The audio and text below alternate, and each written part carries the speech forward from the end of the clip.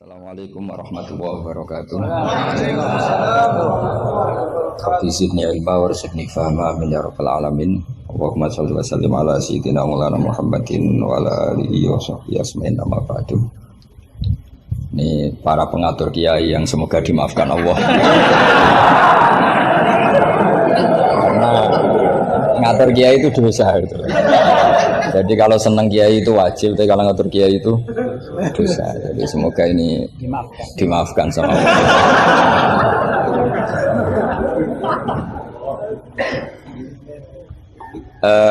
Tentang ini kan jurusannya fikih. Jadi tentu fikih atau usul fikih itu semuanya diambil dari Quran. Bisa dikatakan fiqhul Quran atau minta fasiril Quran, tentu umurun fikih, tentu sesuatu yang terkait dengan apa? Fikih.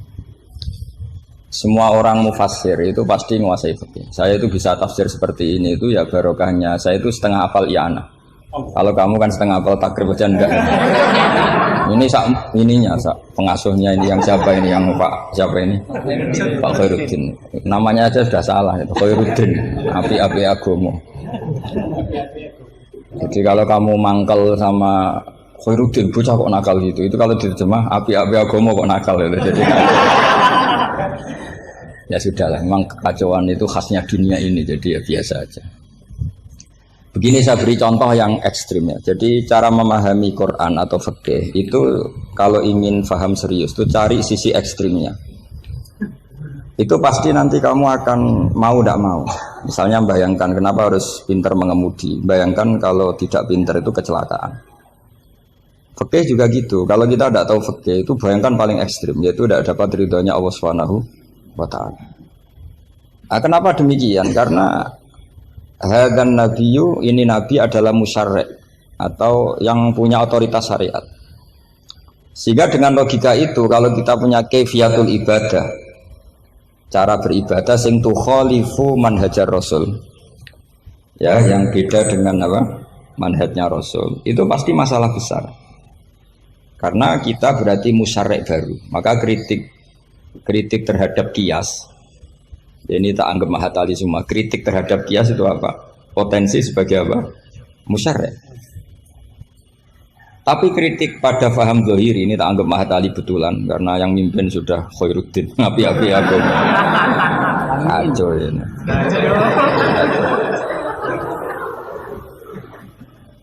Jadi misalnya begini, sesuatu yang sama itu kadang berdasar riwayat itu ketentuannya beda.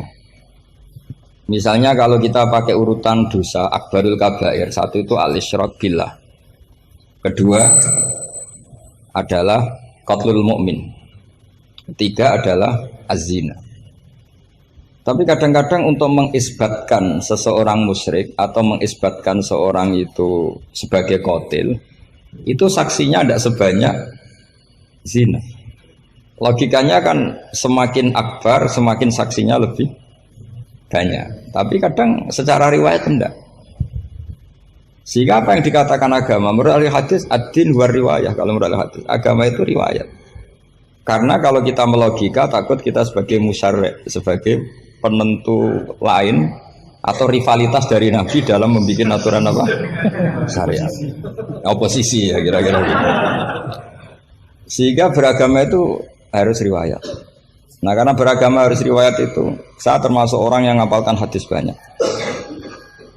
Saya tuh hafalan saya hadis itu banyak sekali. Bukan karena ingin lulus ma'adali, itu sudah ada ikhlas kalau ingin S1 barang itu.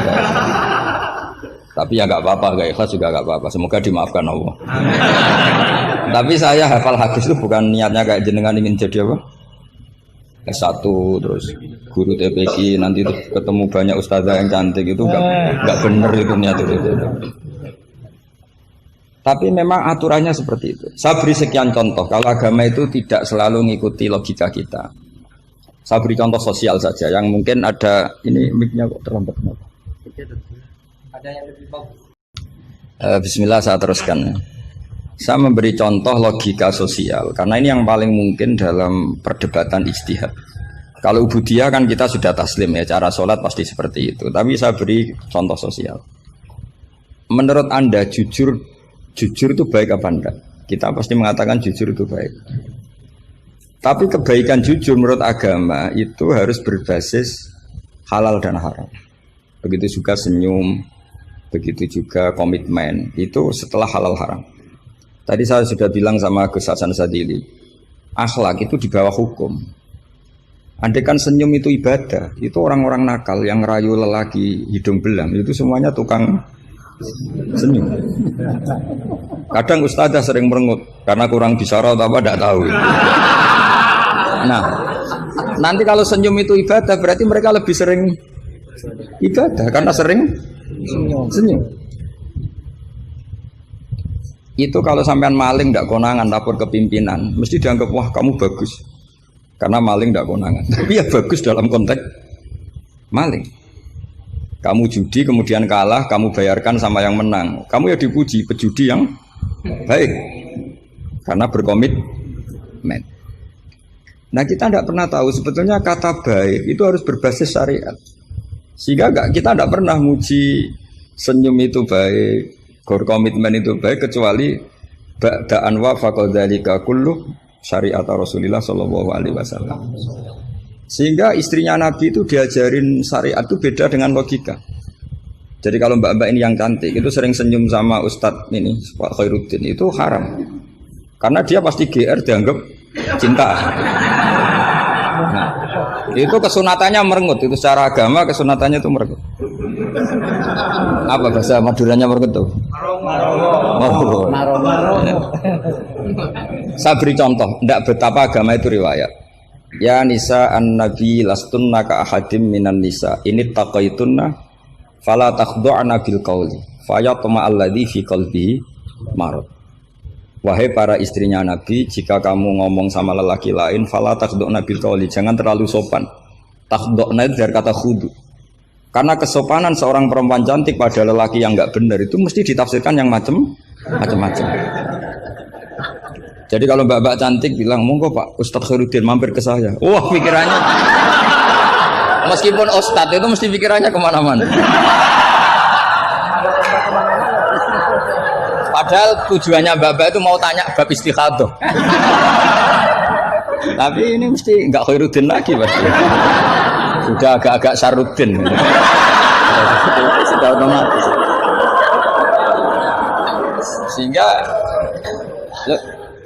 Sehingga aturan Quran jelas. Kebaikan khudu, kebaikan sopan itu harus ada ukurannya. Karena takutnya faya toma alladzi fi qalbihi marad. Orang yang hatinya sakit melihat senyumnya perempuan yang niatnya sopan sekalipun ditafsirnya yang macam-macam. Itu juga fiqhul Quran. Makanya basis kita adalah mengenali fikih itu halal haram dulu secara riwayat. Seorang lagi secara riwayat, jangan secara akal. Kalau selalu pakai akal mungkin kita naif. Misalnya begini, ayam yang menurut misalnya pakar kesehatan dianggap terindikasi flu burung. Sementara bekecot yang menurut mazhab Syafi'i haram kemudian malah ditetapkan sebagai makanan bergizi. Andai kan kamu jadi mufti yang mengikuti ilmu ahli gizi atau kedokteran misalnya. Kamu mengatakan apa coba? Terus kamu sok ahli usul fikih karena mahatali baru masih seneng-senengnya dalil al-hukmu ya duruma ilatihi wujudan masih amatiran masih. Wah ini bekecot ini illatul hukmi sudah naf'u ya, memberi manfaat. Yang sementara ayam itu doror karena apa? Mengandung apa? Flu burung. Wah berarti yang bekecot halal, yang ayam haram. Kalau kamu bilang gitu kan taqabbalallahu minna minkum. Bisa dicoret dari daftar dai. Kalau saya seperti yang dikatakan MC, saya tidak pernah takut suatu saat tercoret apa tidak pernah takut. Karena kita sudah biasa belajar ilmunya wali. Artinya belajar ilmunya wali ya nomor satu cari ridhonya Allah. Saya tidak pernah ingin terkenal. Dan kalau saya terkenal kok termasuk dosa yang menterkenalkan karena saya tidak pernah. Jadi fakhisabuhum ya alaihim bukan alayya. Kalau Allah mau menghisab ya yang kurang penggawean itu. Ya kalau yang saya ngajikan itu baik, yang dapat pahala yang terkenalkan itu. Karena mereka sudah tidak bisa dapat pahala lewat alimnya ya sudah nge-share saja.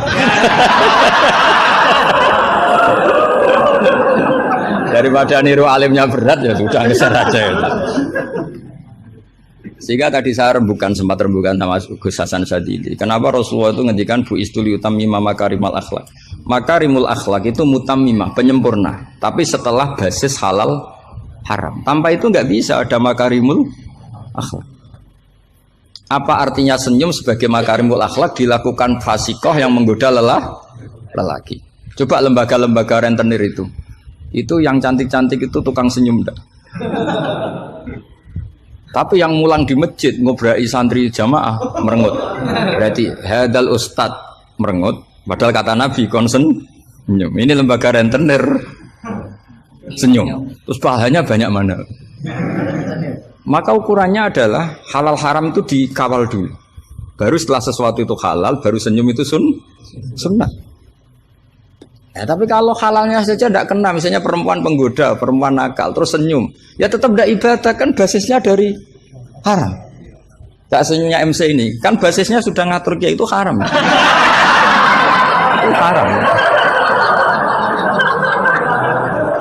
Jadi harus istighfar itu. Karena basisnya ngatur dia. Coba kiai kok diatur, jangan harus ngisi jam sekian khusus. Ngatur orang tua dia itu nggak boleh. Nggak ada dalam akhlak apa taklim mutalim kiai boleh apa? Diatur nggak ada. Makanya ini sebagai percontohan. Saya tahu anak-anak di sini ingin ngatur saya habis Isya. Tapi supaya kamu dosanya tidak kebanyakan. Karena ngatur kiai. Nah, saya minta ngaji sekarang. Ternyata sampean nurut. Semoga ini kafarah.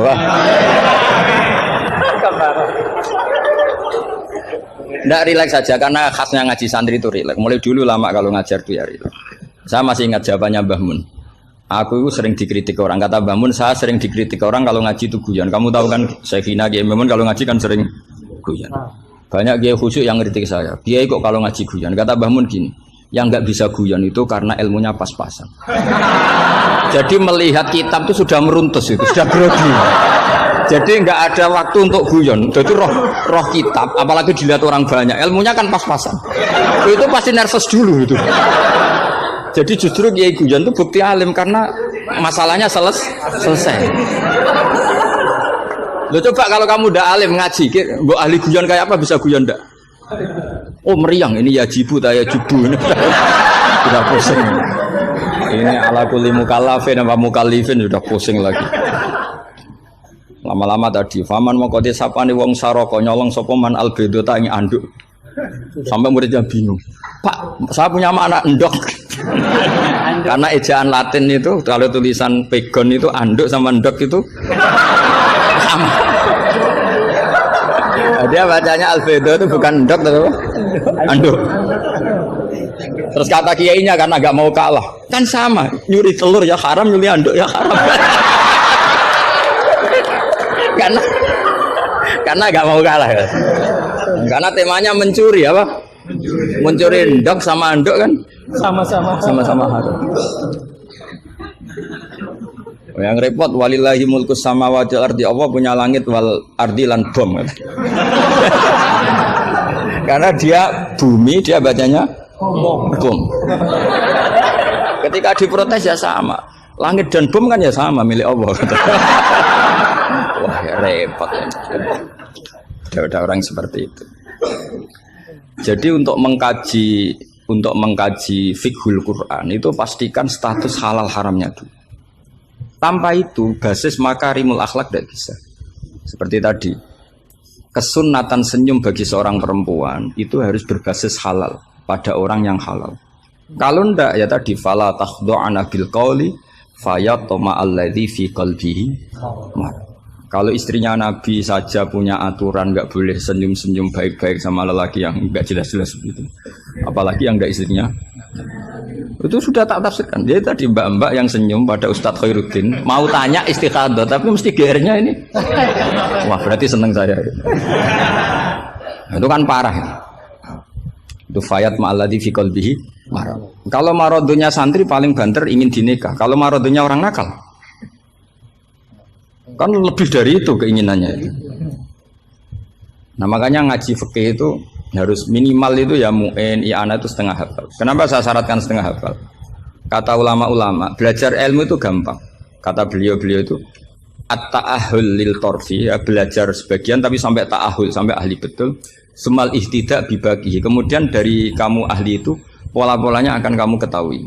Karena ilmu itu mesti polanya sama. Ya polanya itu sama. Misalnya begini, hukumnya bohong itu apa? Tidak sama jawab. Hukumnya bohong haram. Lah itu termasuk amatir teman. Belajar usul fikihnya amatir. Keliru. Kalau kamu jawab bohong itu ada yang wajib. Ada perempuan mau diperkosa sama orang fasik, lari sembunyi di rumah kamu.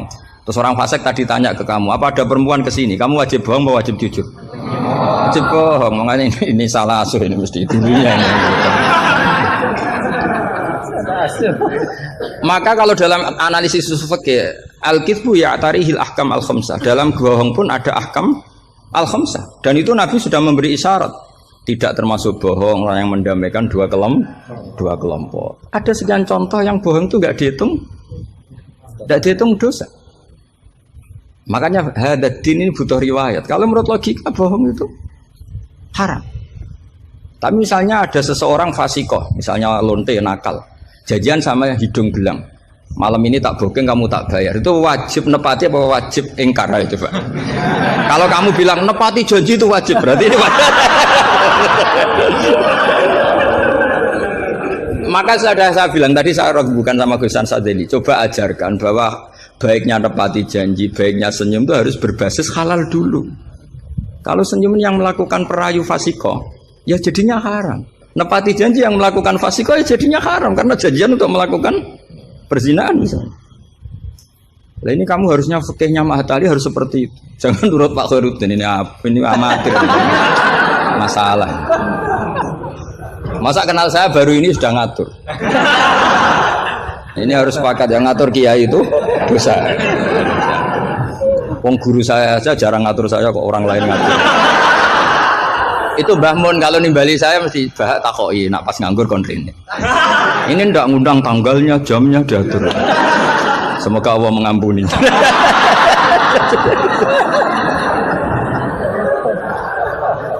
Ndak supaya Anda sadar bahwa di balik aturan-aturan prosedur juga aturan etika bainal ulama. Oke, aturan prosedur saya harus ngisi jam sekian. Itu aturan prosedur. Tapi aturan prosedur ini tidak mengalahkan hukum taklim mutalim. Makanya semoga ngerubah jadwal ini bagian dari kafaroh ya. Amin. Saya teruskan ya. Jadi fikih itu harus Anda itu harus setengah hafal. Ya minimal takrib mu'in. Nah, barokahnya setengah hafal ini kamu punya basis. Basis, kalau basisnya kuat nanti bisa ihtidak ila bagihi. Misalnya begini, kalau kamu maknani qasrus sholat itu apa? Coba, enggak jawab saja. Meskipun amatir jawab saja. Qasrus sholat. Apa gurunya yang tak tanya? Nanti kalau nggak tahu malu kan? Ya kalau murid nggak bener kan pantas. Meskipun nanti nggak bener saya nyalakan gurunya juga. Coba jawab qasrus sholat itu apa coba? Loh iya, maksudnya gimana? Dari 4 menjadi 2. Kalau dari 3 enggak kan? Dari 2 enggak bisa. Itu pengetahuan standar ya. Pengetahuan standar. Amatir masalah. Tapi cukup lah. Cukup untuk ngelamar anak Pak Kaji itu sudah.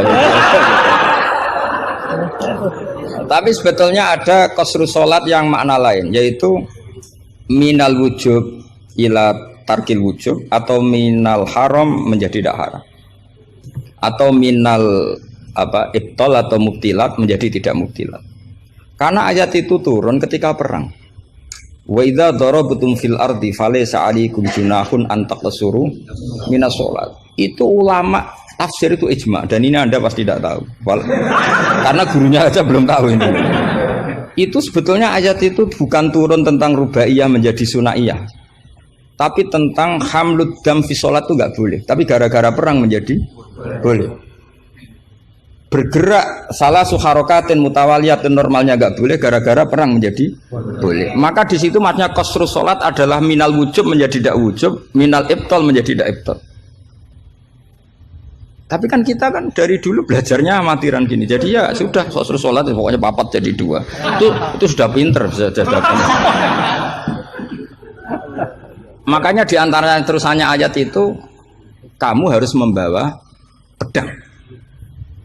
Karena padahal membawa pedang ini kadang mulat toh bidam, pedang ini penuh dengan darah. Jadi antak suruh minas sholat tentu makna pokoknya seperti tadi 4 menjadi 2. Tapi ada makna yang justru dibawa oleh sejarah ayat itu sendiri, yaitu normalnya orang sholat tidak bawa darah tapi ditoleransi saat perang. Nggak boleh gerak, ditoleransi saat perang. Misalnya sholat, istiqbalul kiblat wajib tidak?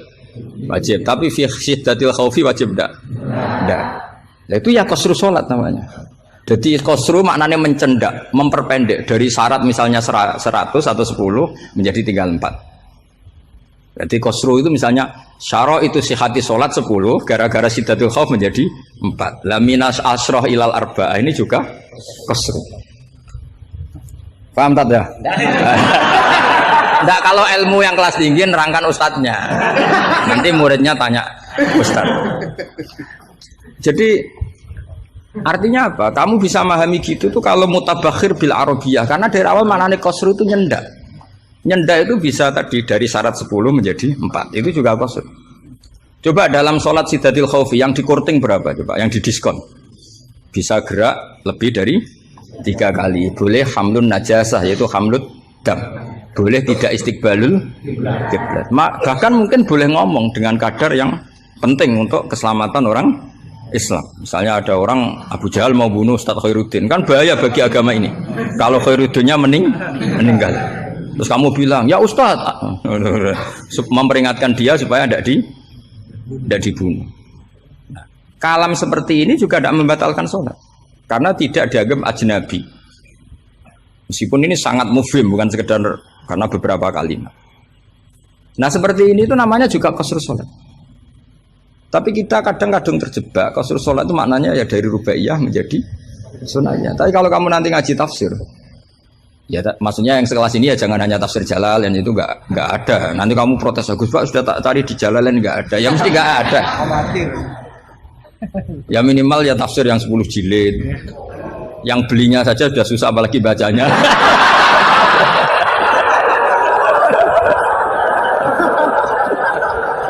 Ya kan, yang belinya aja sudah susah apalagi baca. Tapi kan sekarang ada. Nah, kalau pakai Maktabah Syamilah itu kitab bakhil itu namanya. Orang kok gak mau modal itu. Beli HP 3 juta mau, pas mau beli kitab hanya pakai Maktabah Syamilah. Itu berapa harganya? 20.000. Itu kriminal menurut saya itu. Untuk calon ulama itu masalah. Karena kalau tradisinya ulama kan baca kitab, ditakriri, dibandingkan, terus dimuqabalahkan. Nah kalau Kutubus Maktabah Syamilah mau kamu takriri gimana? Apalagi nyuwun sewu kalau ada tahrif atau apa kita ada ikut tanggung. Saya itu punya kitab Ihya itu kalau nggak 5-6 dari beberapa percetakan yang beda. Karena takut kadang tahrif. Apa? Tahrif itu potensinya begini. Makanya saya sarankan kalau Anda ingin mengkaji tafsir itu minimal i'anah itu setengah hafal. Karena dari hafal, kenapa saya milih i'anah? Karena qoribu ahdin bina, dekat sekali dengan kita. Misalnya sanad saya, misalnya saya Mbah Mun, Mbah Karim, Mbah Hashim pernah ngaji Syekh Mahfud Termas ngaji Sayyid Abi Bakar Sato, Sahibul i'anah. Kalau saya sanad dari keluarga saya, malah mbah saya kandung, itu pernah ketemu sama Sayyid Abi Bakar Sato, pernah ngaji. Kalau sanad guru memang saya harus muter sampai 5. Di sebelah kiri juga sama. Mbahnya istri saya namanya Mbah Murtado sama mbahnya Mas Kamil itu pernah ngaji Sayyid Abi Bakar Sato. Sama saya tak cerita. Misalnya begini, ada kitab itu membuang la, dengarin ya, membuang la. Itu kalau Anda yang hanya belajar di Mahatali seperti ini, mungkin buang la itu aneh karena la itu kata inti, tidak itu kan kata inti. Tapi di orang Arab buang la itu biasa. Jika tafsir Jalalain selalu mengatakan la uqsimu bihadzal balad, la uqsimu biyaumil qiyamah, la zaidatun, la difonis ya zaid. Wong la itu maknanya tidak kok dikatakan zaidah. Karena memang dalam muhawaratul Arab atau muhadatsatul Arab, mereka bilang la wawa. Orang Arab itu kalau bilang wawa itu enggak marem kalau tidak dimuqaddimai la wawa. Sehingga la difonis zaidah. Tapi problem dikatakan zaidah begini, apa betul iya? Karena kebalikannya juga ada. La itu ada tapi di lafadz tidak ada. Maksudnya di lafadz tidak tertera. Misalnya wa'alal ladzina yutiqunahu fidyatun ta'amu miskin. Coba kalau kamu maknani tanpa la, orang yang mampu puasa pun enggak maknani tanpa la. Makanya tadi mukadimah saya kan kalau ingin belajar ilmu cari sisi ekstrimnya. Misalnya kalau kamu kangkang itu jelek, bayangkan kalau untuk cah jelek, tahu-tahu anak kamu jelek banget gitu. Itu kan cari sisi ekstrimnya. Itu kan tahu-tahu anak kamu nyesal punya bapak dan ibu kamu. Karena sebagai pesek keriting, bojomu ya pesek keriting, terus anakmu kayak orang Afrika. Nak lanang rapo terus wedok. Itu kan kamu ikut dosa. Karena membuat generasi yang enggak laku rabi gara-gara salah. Ikut dosa. Makanya sebetulnya kalau nuruti logika cawe wedok untuk cah lanang elek agak sunat karena nolong merubah.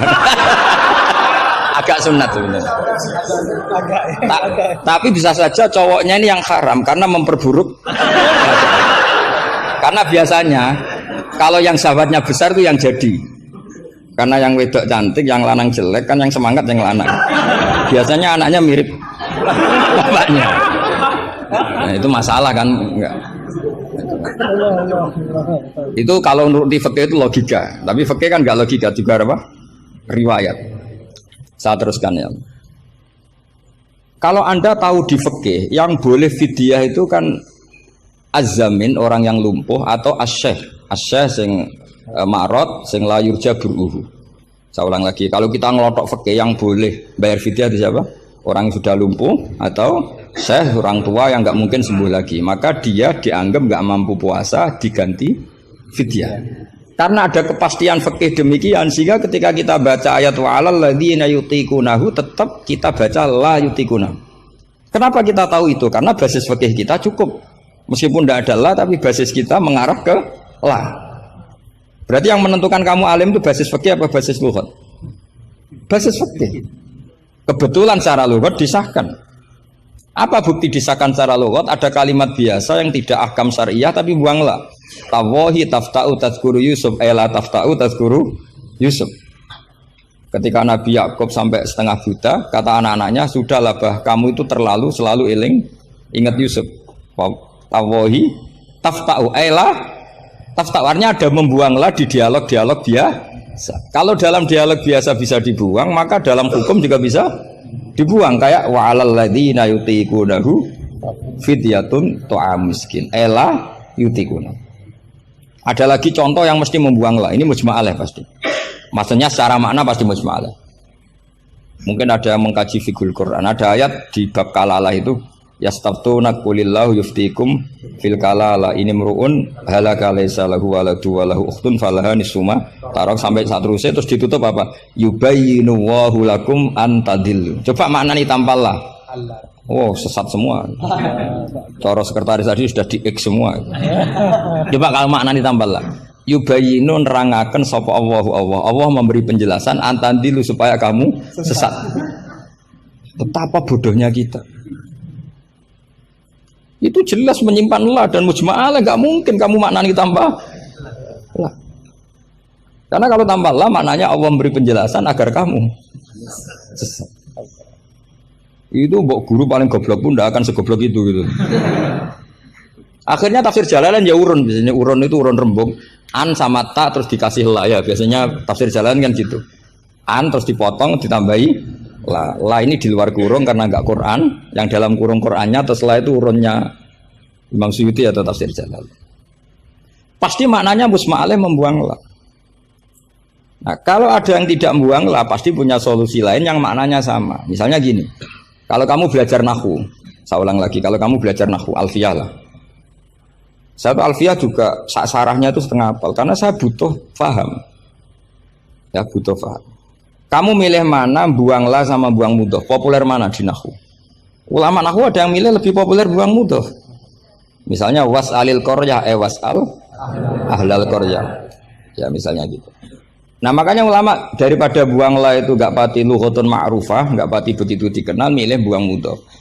Artinya terus bilang gini, yubayyinu wa lakum karahiyata antadillu. Allah memberi penjelasan karena Allah tidak suka kalau kamu sesat. Terus karohiyah dibuang. Lah ini kan urusan makna, urusan pilihan lughat, tapi semuanya sepakat maknanya harus seperti itu. Tapi ada yang milih buang lah, ada yang milih buang mudhaf. Lah kira-kira secara rasa nahwu kamu milih mana coba? Wong kowe rom lagi saiki kok milih. Tapi tetap kita tahu, nggak mungkin yang dimaksud Allah memberi penjelasan agar kamu sesat. Kalau menurut saya pribadi suka buang mudhaf karena lebih familiar. Memang buang mudhaf di bahasa Arab itu familiar. Bukti paling gampang itu di bab taukid. Di bab taukid kalau kamu ngaji nahwu bab taukid. Jaa zaitun nafsuhu apa? Jaa zaitun nafsuhu atau jaa zaitun ainuru. Itu semua ahli nahwu mesti bilang begini. Yang ahli loh ya, enggak sampean, yang ahli nahwu pasti bilang begini. Taukid itu dipentingkan untuk memastikan hadal kalam la yahtamilu mudhofan. Bahwa kalam ini tidak terjadi pembuangan mudhof. Karena kalau dalam bahasa Arab jaa zaitun bisa saja jaa gulamu zaitin atau katibu zaitin atau tilmizu zaitin. Sampai butuh taukid itu saking seringnya di bahasa Arab itu ada buang mudhof, sehingga orang Arab kalau ingin memastikan Zaid sendiri yang datang harus ngomong jaa zaitun nafsuhu. Karena kalau zaitun saja bisa artinya katibu zaidin atau gulamu zaidin. Berarti buang mudhof populer gak? Populer sekali sampai ada bab taukid untuk menghilangkan kemungkinan itu. Saking seringnya apa? Saking sering.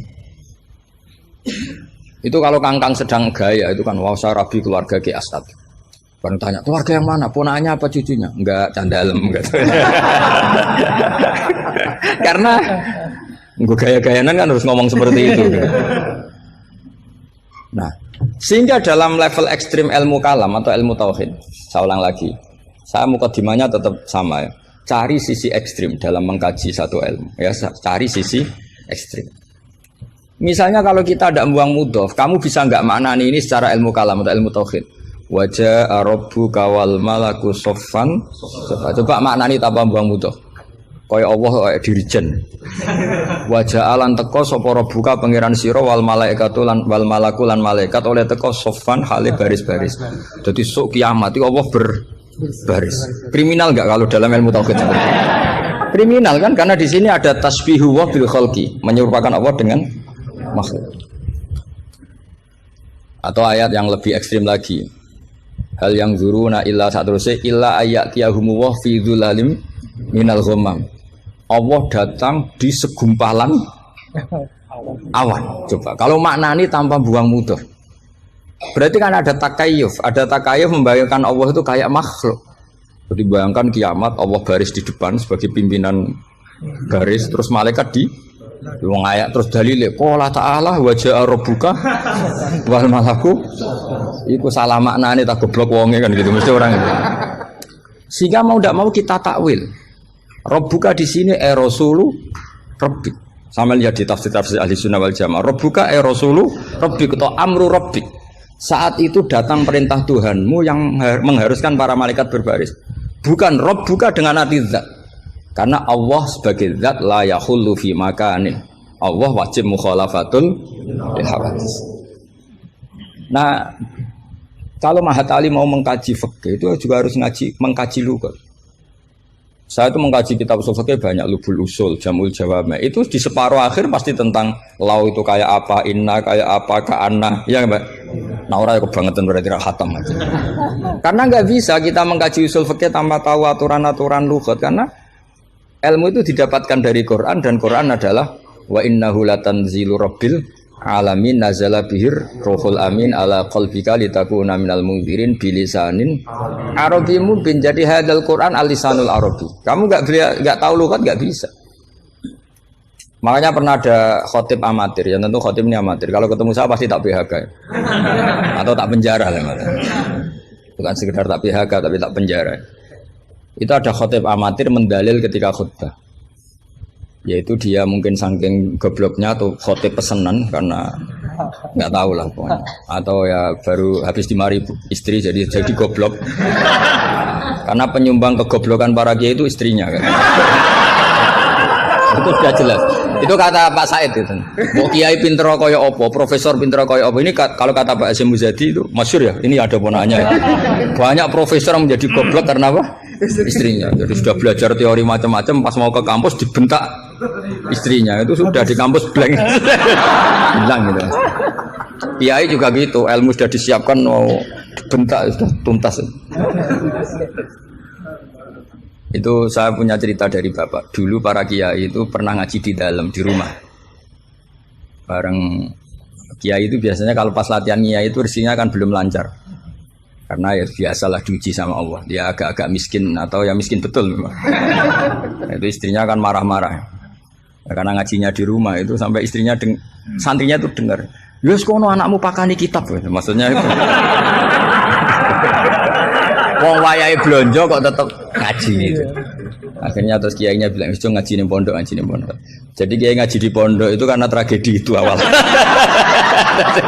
Itu awal peralihan dari rumah ke pondok. Semenjak itu kayak jadi mujma'ah kalau ngaji di pondok saja. Karena itu tegangannya lebih aman. Jadi kalau ada kiai kok berani ngaji di rumah jam belanja, apa? Kalau habis sisa enggak keren. Karena istri sudah mandi, sudah aman semua. 6:30 pagi. Jadi kalau ada kiai berani ngajar di rumah jam-jam belanja itu tak puji. Apalagi berani di istri kedua, oh tambah hebat. Tambah hebat. Ada yang berani? Terus nggak ada masalah? Apa ada masalah disembunyikan? Banyak pasti banyak. Saya teruskan. Di sini ada yang hafal Quran santri kamu? Ada. Gurunya hafal nggak? Itu masalah. Bid'ah itu termasuk. Muridnya hafal, gurunya enggak.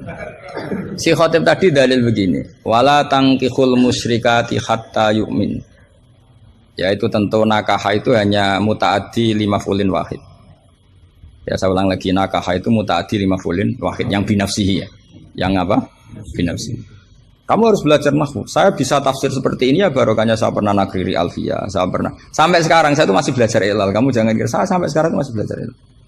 Karena saya tahu ilmu ini sudah mau mati. Karena yang Mahatali aja tidak mesti bisa, apalagi yang enggak. Padahal maknanya Mahatali itu apa? Kelas tinggi. Buat tinggi bingungnya, buat ilmunya tidak tahu. Al-ali fitahayyur au fil apa tidak tahu.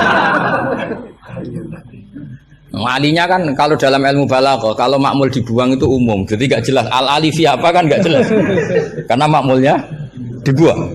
Jadi ini bukan saya nggak jelas, memang salah ilmu balaghah gitu. Kalau makmul dibuang itu umum, jadi harusnya sampean tanya, Pak ini ali apanya Pak? Ali ilmunya apa ali? Karena tadi kadang santri itu nggak berani boyong. Saya pernah punya cerita unik dari Mbah Mun. Kiai itu latihan, jadi kiai itu latihan. Kata Mbah Mun gini, saya itu pernah husnudzan sama santri yang kalau pereinan itu tidak pulang. Itu Mbah Mun anyaran kiai itu dipuji, wong pereinan kok tidak pulang, berarti capek, sergep itu. Tapi Mbah Mun itu betapa kecewanya ketika santri itu dipanggil, "Cung, pereinan kok tidak pulang, kenapa?" Nah, ning omah kan ngarit, Mbah.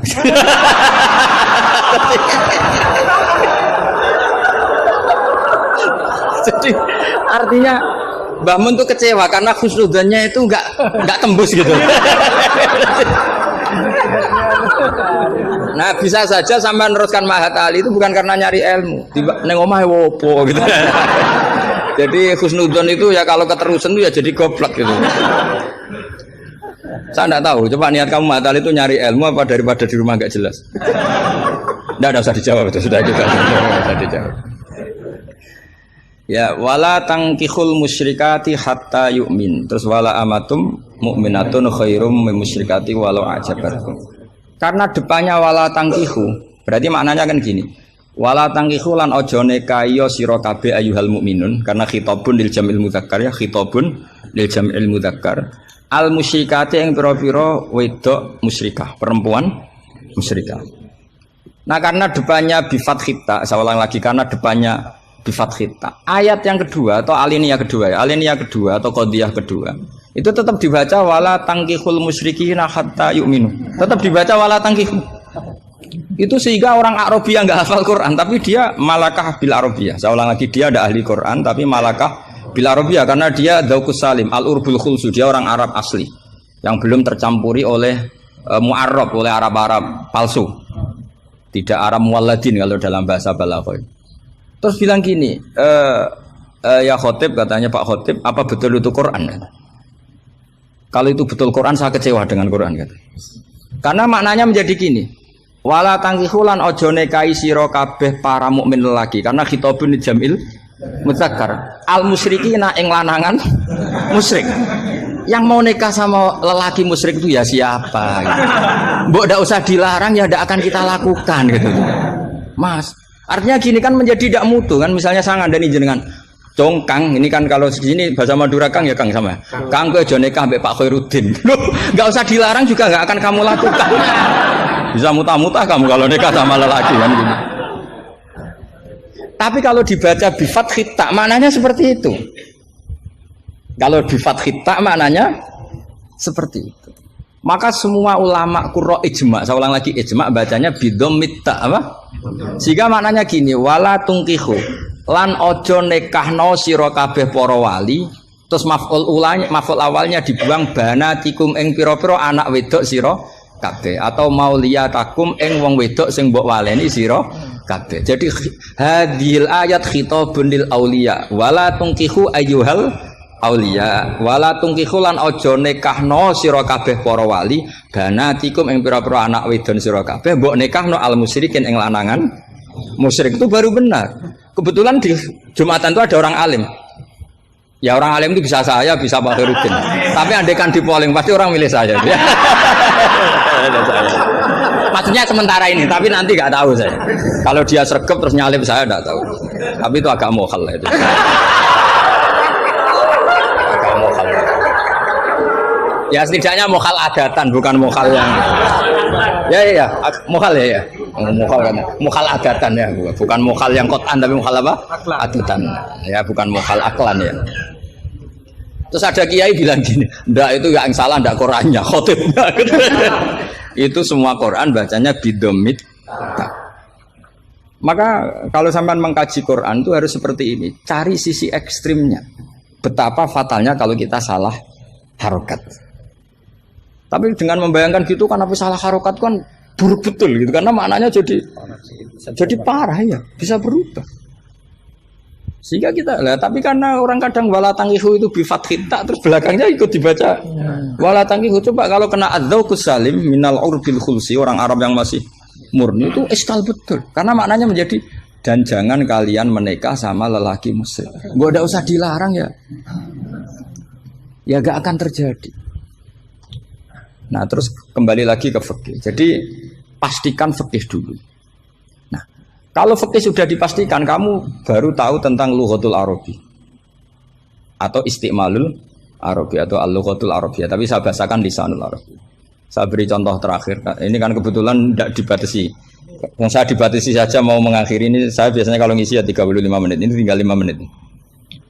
Ini terserah ustadznya, ada sesi tanya apa enggak. Kalau ada sesi tanya, resikonya yang goblok kita goblokin. Itu resikonya. Kedua, gurunya ra tanggung jawab. Nganti takok ngenteni ngundang kiai. Karena gurunya nakalan, gelem dicucuk, gelem dihormati, tapi kalau ada muskil nyewa kiai. Itu min sui adabi itu. Pasti guru yang enggak baik. Dicucuk mau, dihormati mau, ketika ditanya udah Gus Pak aja gitu. Itu ndak akhlak yang baik. Itu ndak akhlak yang baik. Lo tanyakan siapa saja itu akhlak yang nggak baik, seperti itu ndak akhlak yang baik. Tapi kalau akhlak nggak baik itu kita ikhlaskan terjadi ya monggo. Tapi saya maafkan. Begini misalnya, pastikan bahwa hukum fikih ini kan apa? Jurusan kamu kan fikih wa usulih. Dan katanya tadi fikih tafsir. Saya pastikan tafsir itu gampang. Pastikan kamu itu alim fikih. Ya tadi minimal itu setengah hafal ya. Tidak harus hafal betul, tidak mungkin. Nah, potongan sama itu tidak mungkin. Setengah saja. Ini bukan sultan, bukan sul yakin. Bukan sul yakin. Kalau sultan masih baik ya. Sul yakin. Loh sama tidak usah tersinggung, biasa aja. Wong saya hanya ngomong, hati saya tetap husnudzon. Bedanya ulama sama enggak gitu. Ulama itu rileks tapi hatinya salimal qalbi, salimas sarirah. Kalau orang munafik lisannya bagus tapi hatinya jelek. Jadi kalau saya lisannya bagus, terlalu bagus malah bahaya. Karena khasnya orang munafik tuh lisannya bagus. Wah, saya ngawur itu masih ada ilmunya.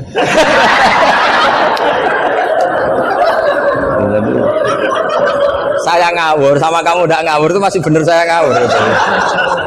Karena ngawur pun ada apa? Ada ilmu. Itu dulu Rasulullah itu kalau sedang sumpek itu yang sekelilingnya nyari sahabat yang setengah ngawur-ngawur itu. Karena Abu Bakar itu terlalu sopan untuk bisa bikin Rasulullah tertawa. Umar ya gitu. Makanya ketika Rasulullah sumpek itu hazin itu kelihatan suya karena yang dipikir banyak tentu Rasulullah termasuk mikir sampean. Ngelebano swarga sampean yo angel. Karena kuota amalnya tidak cukup. Sampai Rasulullah nangis-nangis minta hak syafa. Kalau Nabi mikir diri sendiri sudah selesai mulai dulu. Langsung masuk surga di depan. Yang agak ribet kan karena mikir nyafaati sampean-sampean itu. Kalau nyafaati saya agak ribet karena orang hafal Quran sudah dapat porsi sudah. Jadi sudah enggak mati ribet. Yang ribet ini coba sampean atas nama apa coba? Kalau Habib Husain kan atas nama cucunya.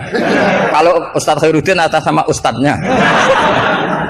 Kalau Mbak atas nama kaum lemah. Kalau sampean coba. Coba atas nama apa tuh? Ustadz Afin ya, sudah diikutkan partai lemah aja ya.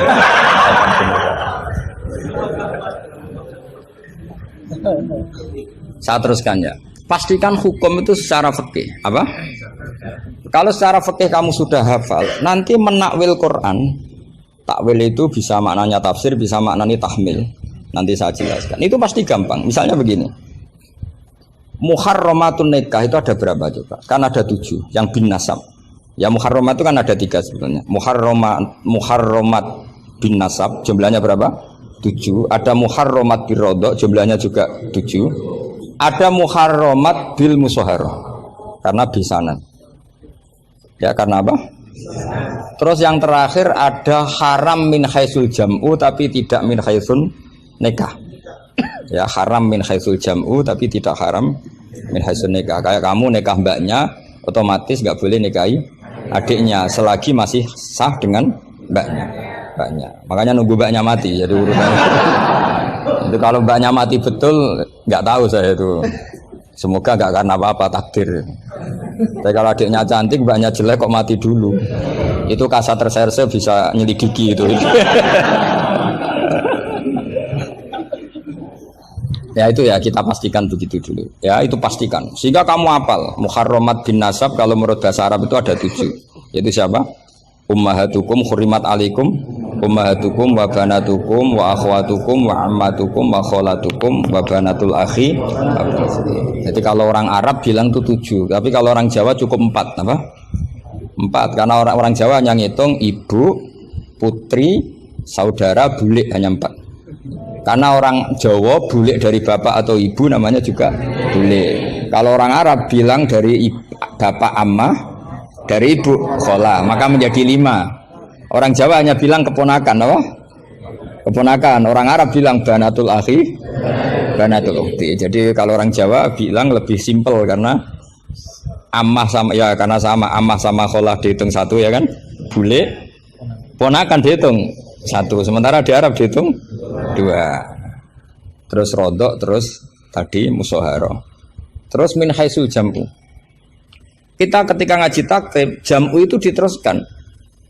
Tidak sah menjam'u baina mahromaini. Tidak diresaksikan bainal ukhtaini, tapi baina mahromaini. Tidak boleh menikahi perempuan yang ada hubungan mahram. Pengandaiannya gimana? Imro'atani sing lau furidot ikhdahuma dzakaron tidak boleh nikah. Jadi yang dikatakan 2 mahram apa? 2 perempuan yang andekan salah satunya lelaki tetap haram nikah. Berarti misalnya apa? Mbak sama adik, andekan salah satu lelaki kan nggak boleh nikah. Keponakan sama bule, andekan sang satu lelaki kan nggak boleh nikah. Perempuan dengan mbahnya, andekan salah satu lelaki kan nggak boleh nikah. Nah, tapi Quran hanya ngendikan wa antasma'u bainal ukhtaini illa ma qad salaf. Tidak boleh mengumpulkan 2 saudara. Andai kan Anda terjebak tekstualistik, maka Anda hanya mengharamkan jam'u bainal ukhtain. Dan itu bahaya betul secara fikih, kriminal besar. Karena kamu berarti menghalalkan orang menikahi perempuan berbarengan dengan bulenya. Kadang kan bulenya juga masih cantik. Ya, atau misalnya yang kamu nikahi umur 17, 18, bulenya umur 30. Terus cantik bulenya. Terus bulenya sekalian gitu. Atau nikahi bulenya terus ponakannya cantik. Kalau sama banyak kayak enggak ya. Kan 17 versus 70. Jadi enggak usah dilarang, kayaknya keterlaluan lah, bayangkan apa? Al-jam'u bainal mar'ah wa jaddatiha. Itu nunggu kelainan maksudnya itu. Nah, pertanyaannya begini. Kalau Anda tidak mahir bil fikhi, saya ulang lagi, Anda tidak mahir bil fikhi, maka ayat wa antajma'u bainal ukhtain termasuk ayat muskilah. Atau Anda tidak mahir bil fikhi, bahkan Anda ifta secara menyesatkan. Yang haram itu jam'u bainal ukhtain karena itu yang mansus di Quran. Kalau bainal mar'ah wa ammatiyah enggak ada di Quran, wa kholatiyah enggak ada.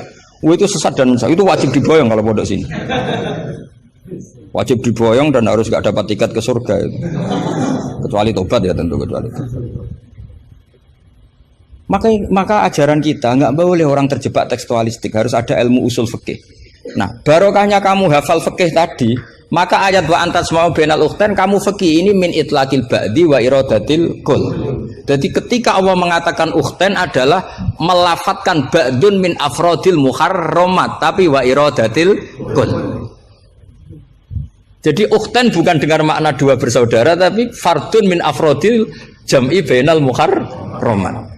Dong ya. Ya sudah. Jadi coba artinya kamu bisa maknani itu karena kemahiran dalam fikih sehingga tidak terjebak bainal ukhtain. Makanya zaman Nabi Sugeng itu sudah menambahkan wala bainal mar'ati wa ammatiha wala bainal mar'ati wa kholatiha. Tapi Nabi memang enggak menambahkan wa jaddatiha. Karena Nabi tadi itu tahulah kalau itu hanya orang enggak waras yang bayangkan. Kan nggak usah dilarang juga pasti orang nggak akan melakukan itu. Kan misalnya yang kamu nikah kan rata-rata umur 20, banyak umur berapa coba? Ya sudah 70 kan, nggak usah dilarang juga agak kebayang kan? Ya nunggu nggak waras dulu kalau sampai kepikiran nikah ibahnya juga itu. Jangan buka lap ini katanya. Nah, jadi saya ulang lagi ya, kalau kamu ingin mengkaji apa? Tafsir ya, pastikan fikih itu ngelotok andori kolbi. Sehingga lafat-lafat yang meskipun muhim itu memberi salah cipta. Cara kiai kan ini apa kalau muhim? Kiai Jawa maknane muhimun, lafat yang maringi salah cipta. Lafat yang zahirnya itu memberi salah paham. Muhim itu dulu. Ya kayak tadi loh, wa antajma'u bainal ukhtain kan hadil ayat tuhimu seakan-akan yang haram itu hanya jam'u bainal ukhtain. Itu apa kalau bahasa Madura? Apa? Itu bahasa Indonesia, enggak bahasa. Itu bangsa Indonesia, ada bangsa Madura yang menurut bangsa Madura itu. Kalau tadi makna bangsa Indonesia bukan. Pokoknya seperti itu. Jadi kepastian, makanya menurut saya tradisi guru-guru kita ya mulai Mbah As'ad, mulai sekarang ada Gus Azaim, mulai dulu ada semuanya lah, ada Gus Fawaid. Tradisi guru kita ini sudah benar. Orang itu nggak boleh belajar tafsir Jalalain sebelum belajar mabadi fikih, pesolatan, sulam taufik, sulam safina. Sekarang itu termasuk minal fitan besar, termasuk fitnah besar sekarang. Orang belum belajar apa-apa langsung belajar tafsir. Saya ini kecelok ahli tafsir, tapi belum pernah saya baca tafsir secara masif. Saya tiap mengajar tafsir pasti ngajar fikih. Saya sampai sekarang masih ngajar Muhadzab, ngajar Fathul Wahab. Bahkan kitab terkecil fikih pun saya ajarkan, yaitu Sulam Taufik. Saya ngaji tafsir hanya 2 minggu sekali. Itu pun saya mesti ngomong fikih. Karena takut tadi. Takut orang-orang itu hanya ngomong tafsir, tidak ngomong apa? Fikih. Itu termasuk ngaji khasa tafsir itu mesti ngomong fikih. Bahkan Pak Quraisyihab, Profesor Quraisyihab mengagumi saya dari segi saya selalu ngomong fikih. Karena tadi gak kebayang tafsir ini kalau gak dikawal fikih. Coba misalnya harus wa antajma'u bainal ukhtain, terus kamu secara lama bilang oh ini jelas Allah hanya mengharamkan bainal ukhtain, kalau boleh kan ya masih cantik. Waduh. Itu kalau saya jadi kiainya saya langsung sujud sama Allah, ya Allah jangan kasih tiket surga, bukan sekedar tak boyong. Kalau tak boyong masih bagus. Tapi kalau kita ngelotok fikih, secara fikih sudah angzori kolbin pasti tahu hadil ayat ini cara balaghah min itlaqil ba'di wa iradatil kul. Jadi ketika Allah menyebut bainal ukhtain mewakili makna bainal mahramin. Apa? Bainal mahramin. Itu kan sama seperti Nabi ngendikan tawaf cung yo ning Hajar Aswad. Manane ya semua Ka'bah. Ora kok kowe mau ngubengi Hajar apa? Hajar aswad. Itu biasa dalam bahasa Arab seperti itu. Sama seperti Nabi, orang baik adalah yang memegangi anak yatim, ngelus-ngelus kepala anak yatim. Kayak ngelus-ngelus tok bisa wong akeh. Maksudnya ngelus-ngelus itu bukti tarohum apa? Sayang lah, sayang itu dibuktikan dengan memberi kebutuhannya. Jadi ngelus-ngelus itu ya sambil ngasih 50.000 atau ngelus-ngelus tok ya repot. Iki kiai aneh cah yatim dikumpul lomo. Dilus-lus tok karena hadisnya mau masur si yatim. Ya ada seperti itu. Masui wa ibaratun anit tarohum. Wa tarohum ya min ayakuna infakon au ghairu infak. Ya harus seperti itu mau tidak mau. Kan makanya terus di pondok-pondok diajarkan balaghah. Kalau nggak diajarkan balaghah repot. Coba kalau kamu nggak ngaji balaghah, ayat ini maknanya arah kamu masuk neraka, tak jamin masuk neraka. Nanti tak pesankan Imam siapa? Malaikat Malik ya, bagian ngurusin neraka. Tak suruh mendaftar di depan gitu kan. Coba kamu maknani tanpa balaghah. Yukhadi'una wa huwa khadi'uhum coba. Yukhadi'una bodoni sapa wong akeh Allah ing apa. Wa huwa lan utai Allah yukhadi'u bodoni mereka ya coba. Wah, tadi mereka menipu Allah apa balas? Kan kacau kan? Seperti itu ulama balaghah sepakat ini mimbabil musyakalah apa? Mimbabil musyakalah karena mereka menipu Allah, maka musyakalahnya dikatakan wa huwa khadihum tapi dengan makna yang berbeda. Jadi maknanya wa huwa Allah khadihum yang membalas tipuan mereka. Padahal kata membalas itu udah ada di situ. Tapi kalau kamu maknani khadi'uhum dan Allah menipu mereka, berarti kamu nyifati Allah sebagai itu kafir berat itu. Bukan kafir ringan itu. Nah makanya kalau kamu mau belajar balaghah, cari sesi ekstrimnya. Betapa bahayanya kalau tidak belajar balaghah, maka wa huwa khadi'uhum kamu akan salah makna. Juga begitu juga di wa antas mau benal. Jadi kembali ke depan bahwa kita kalau mau mengkaji ilmu itu cari sisi ekstrim supaya kamu tahu betapa bahayanya kalau tidak menguasai ilmu itu. Pasti apa fasuilu fa'afto biwari ilmin fadallu wa ya sekian. Assalamualaikum warahmatullahi wabarakatuh.